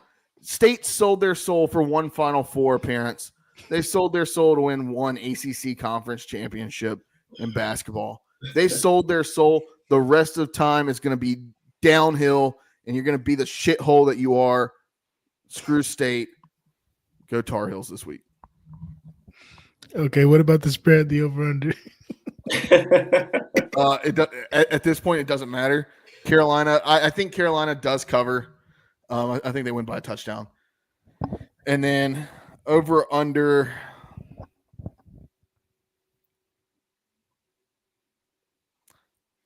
I'll take the over. All right. Yeah, Carolina playing at home, they got a chance to go to 7-5. They're already bowl eligible. This just feels like a Carolina letdown. This is just what they do. They're gonna lose to NC State at home. This is I just feel like this is gonna happen. They're gonna lose to NC State at home.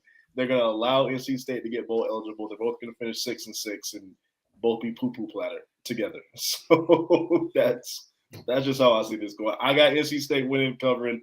Give me the over. All right. Next game on the docket is our second regional game, or really a national game if you think about it.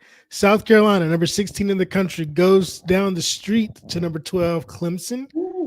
Clemson is only a 2.5-point home favorite. The over-under is set at 49.5. They're lowballing it. I'm going to go ahead and take this one and go South Carolina all the way, and the over, because I think South Carolina's going to put up some points. I think South Carolina is one of the most underrated teams in the country this year. They've got some losses on their schedule, but they've played a tough schedule. I think South Carolina goes in and beats Clemson. I don't know. I think South Carolina wins this game. Did you say the over? I did. You took what, the over? 49.5. Yep, over. Yeah, I'm gonna agree with you there. I feel like Sellers is another good quarterback. That's gonna be good for a little bit. Yeah, this is another lot, gentlemen. I think this is one of the most dangerous teams in the country. You do not want to see South Carolina right now. Beamer ball works, and I think their quarterback is going to be one of the best quarterbacks in the country next year. To be completely honest with you, I think he's kind of put it together. Give me South Carolina. Give me South Carolina to cover. Give me the win. Give me the over. Yeah, I was foolish thinking, 5-6 weeks ago that Shane Beamer was going to get fired and somehow end up in Greenville, but that ain't happening. We would have taken him though, and we love Blake Harrell. Lord knows we do. But we're going to take Beamer too. What an idea! What an idea! Second national game this week had to include it. Number 3 Texas at number 20 Texas A&M. The rivalry is renewed. Texas could not wallow in their own defeat of being left behind. Had to join the big boys. And Texas A&M is a 5.5 point underdog at home. The over-under set, again, kind of low at 48.5. Artie, what you got on this one? Yeah, the winner of this game goes to the SEC championship game. This is like the game of the weekend. Like the winner plays Georgia for an SEC title. That is absolutely insane. And it's Texas A&M. This is going to be like this is going to be a street fight. I really do expect this to be a street fight. At least it should be. However, I just saw Texas A&M lose to Auburn, which means they can lose to anybody in that conference, if we're being honest. So I am going to go with the better talented roster, the team that probably should win this game, even though it's going to be at Kyle Field, and that is going to be an incredible environment. But give me Texas. Give me Texas to cover. Obviously, 5.5. Yeah, give me Texas to cover that 5.5. I think they cover that late, and I'm gonna take the over. Have we got an update? Is Quinn Ewers done? Is he for sure done? I do not believe Quinn Ewers will be playing another down this season. Oh wow! Yeah, I mean, we got Arch Manning back there. It's not that big. Yeah, college football casual over here. No, I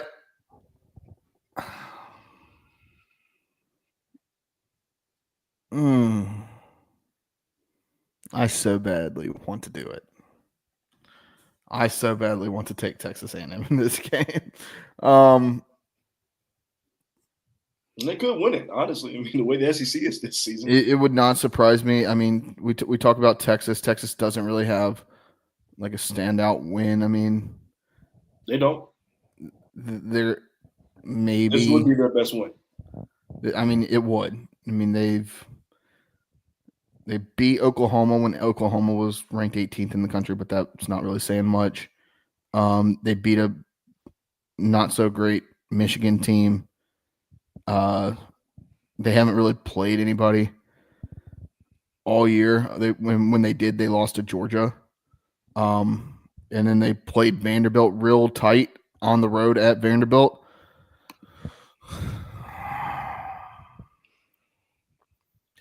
I'm going to take Texas to win, Texas A&M to cover, and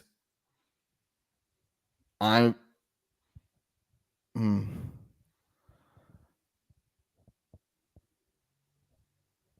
think that that over-unders, I'm going to take the over. That's tight.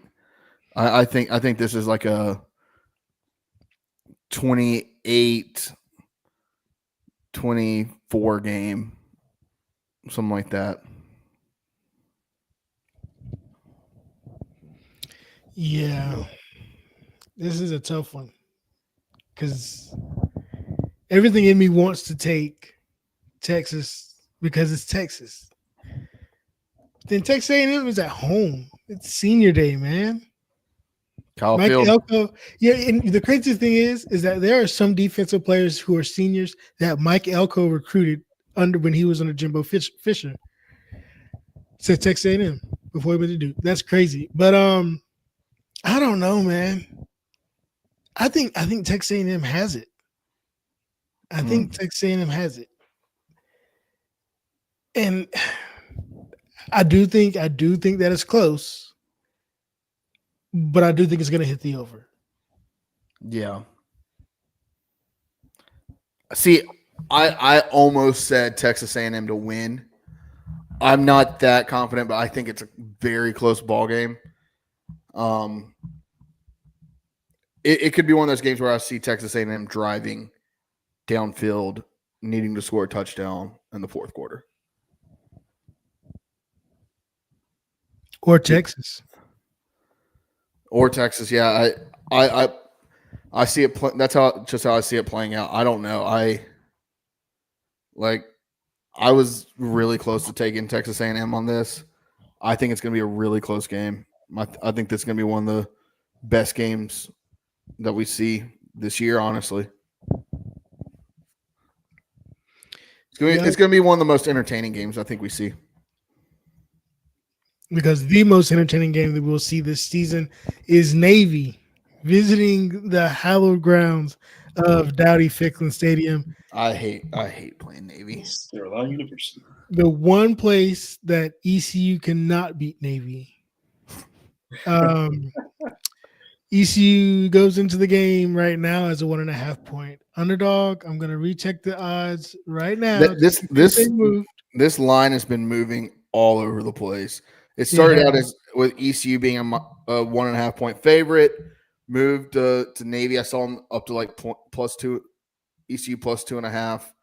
I've seen it in the last like 5 hours back to ECU -1.5. This line's drunk. This line's going to be as drunk as me on Thanksgiving evening trying to bet on Packers. Who they play? Who do we say they play? Packers. Dolphins. God, jeez. Can I get a game special? Tua over half a concussion. That's fucked. That is just fucked. I don't want that, but like that degenerates like me, hey, just kind of sitting there with drinking some fine jar stuff. Who's up? Who's going first? I'll go first, get out the way. I've got Navy winning this game. The letdown has officially begun. Navy to cover the 1.5 and the over, because I believe Navy's going to do what Army did, just less efficiently. And ECU will try to keep up, but I do believe that. Honestly, I wanted Blake Harrell to get the job. I wanted him to even be like, have the contract ready on Sunday, but just don't say anything. Don't say anything until this Saturday or this Friday at the earliest. Like, we're gonna go on a 2-game losing streak at the end of the season. That's it's already written. Josh the Debbie Downer out here. I was going to say, thanks for taking the wind out of the sails, Josh. He said, not only we losing the Navy, we're going to lose the bowl game too. My God. We don't even know who we playing yet. We're losing. The letdown has begun. Now, do I think we're going to finish the season 6-0? Probably not. I would love to see it, but probably not. I don't know, man. Fuck it. I don't care. We got to beat Navy at home at some point, man. I'm taking ECU, and I'm going to take ECU to obviously cover, and I'm going to take the under. I think defense shows up a little bit in this game. I'm going to take the under. I think if we're going to beat Navy, it's not going to be a shootout. If we're going to beat Navy, it's not going to be a shootout. It's not going to be a lot to a little type of, or a lot to a lot type of ball game. We'll take the under. All right. I'm going to take – I think in this stretch we've seen some demons exercised. We saw the one against Tulsa, right? We didn't have really a demon with North Texas, but we've seen this team battle through adversity to win games. And I think they do that again this week. I do think that they carry on the momentum. I don't think that I get what you were saying, Josh. I don't think the momentum's lost. I'm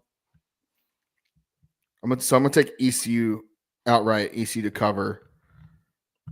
And the thing with playing Navy to beat Navy, they're gonna control the ball. You've got to be able to control the ball. You've got to be able to take care of the ball and not turn it over. ECU has done a better job of that. Obviously, we had the fumble and then the interception last week. But I think ECU is gonna do okay. They're gonna do better in that regard. I think ECU wins, and I think that they score a lot. And I think this is going to be a game where ECU just tries to throw the lights out on Navy, because you can't get into a match where you're letting Navy control the tempo of the game. You've got to force them to speed up their tempo, because that's when they're going to start making mistakes. We saw it in their game against Notre Dame.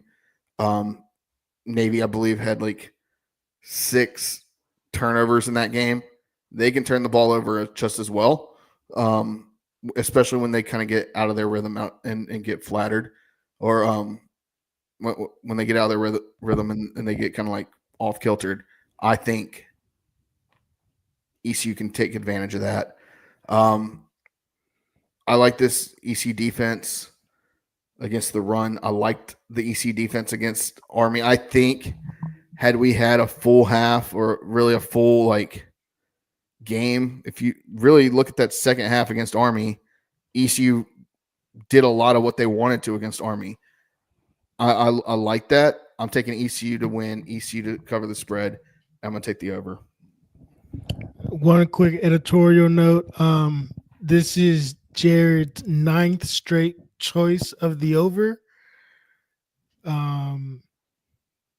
Artie broke his streak. He had 8 straight choices. Oh, no. He had